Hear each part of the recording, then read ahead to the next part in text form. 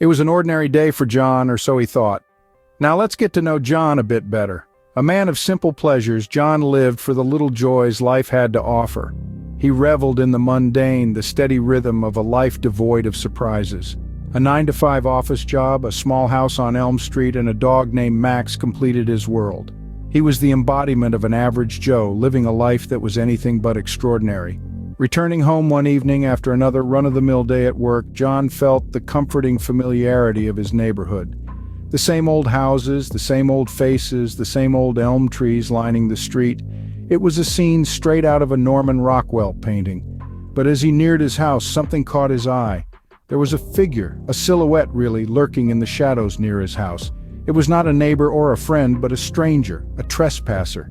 The figure was tall, cloaked in darkness, its intentions unclear. Was it a thief, maybe, scouting his house, perhaps?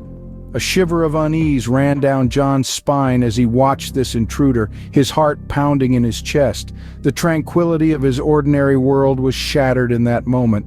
The safety of his mundane existence suddenly felt threatened. A sense of foreboding washed over him as he watched the figure still as a statue.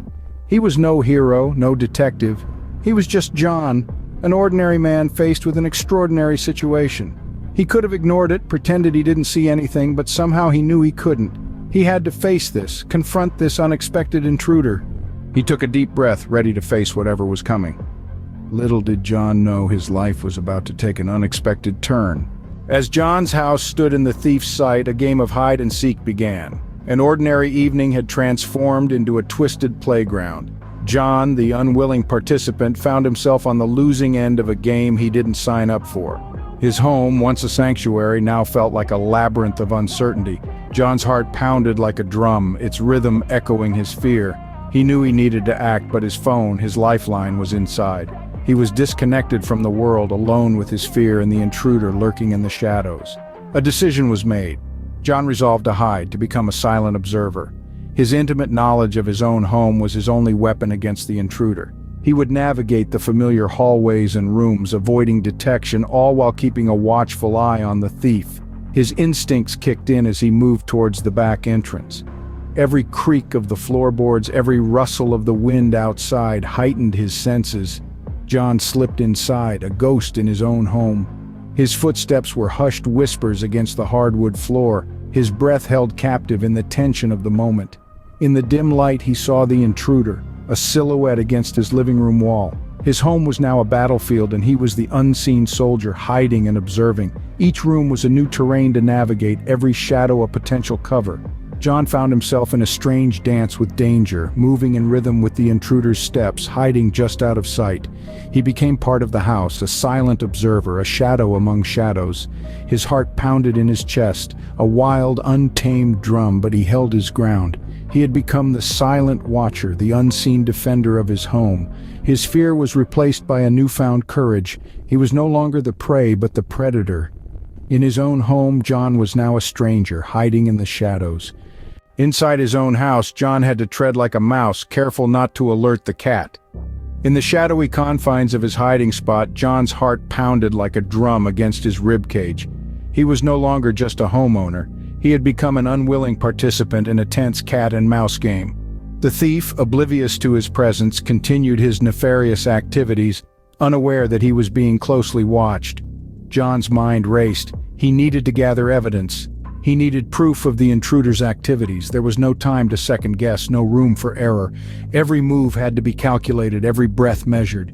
He was dealing with a predator, and one wrong move could spell disaster. As the thief prowled through the house, John watched from his hiding spot, his heart in his throat. He grasped his phone tightly, its cool surface slick with sweat in his trembling hands. He began to record, capturing the thief's actions with every passing second. The evidence was building, but so was the danger.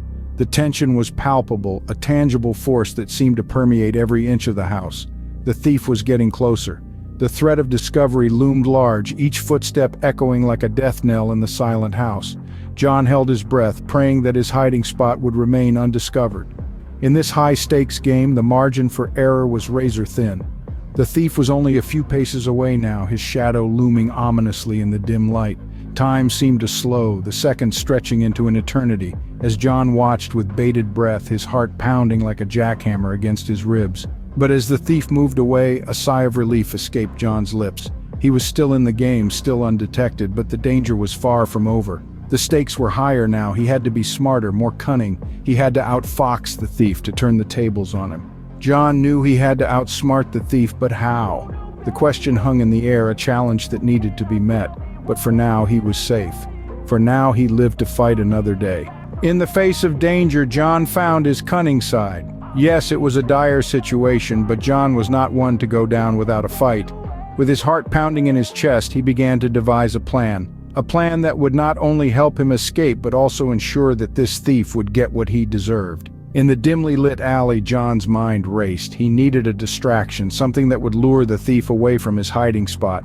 Then it hit him, his car keys. He still had them. With a swift push of a button, he could set off his car alarm. It was risky, but it was his only chance. So, with a deep breath, he pressed the button. Instantly, the silence of the night was shattered by the piercing sound of the car alarm. The thief, caught off guard, began to panic. His eyes darted around, trying to locate the source of the noise. This was the opportunity John was waiting for. As the thief moved towards the car, John seized his chance. He slipped out of his hiding spot, his heart pounding louder than the car alarm. His legs moved faster than he thought possible, carrying him away from the alley and the thief. He didn't stop running until he was a safe distance away. Panting heavily, he pulled out his phone and dialed the number he knew by heart. The 3 digits that could bring him salvation. 911. He relayed his location and the situation to the dispatcher, his voice shaky but determined. He knew he had to stay on the line. He had to ensure that the thief was caught. He couldn't let this man terrorize anyone else.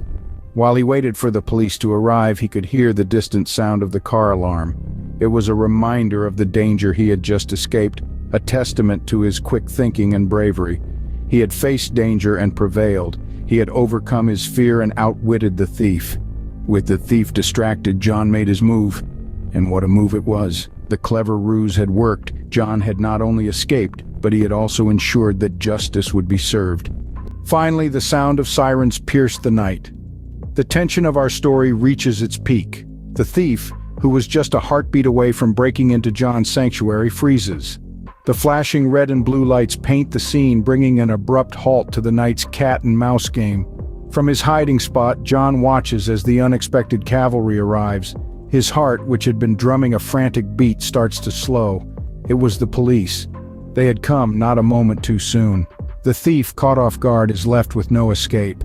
The tables have turned, and in the most dramatic fashion. As the officers approach, their stern faces illuminated by the harsh glare of their flashlights, the thief realizes the game is up. With nowhere to run, nowhere to hide, he drops his tools, the instruments of his illicit trade clattering to the ground. The echo of their fall seems to punctuate the end of his freedom. John watches as the thief is apprehended, cuffed, and led away. The man who had caused him such fear, such anxiety, was now in the hands of justice.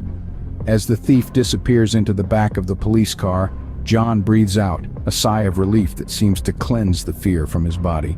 In the end, it was not just an ordinary day for John, it was a day he'd remember for the rest of his life. A day when he faced his fears, when he outwitted a criminal, when he survived. This was a day of triumph, a testament to his courage and quick thinking. And so our tale concludes, a tale of an ordinary man who found extraordinary courage. A tale that reminds us all that sometimes the most unlikely heroes are the ones who rise to the occasion when danger knocks on their door. Until our next story unfolds, remember, courage and quick thinking can turn the tables in the most unexpected situations. Stay safe, stay alert,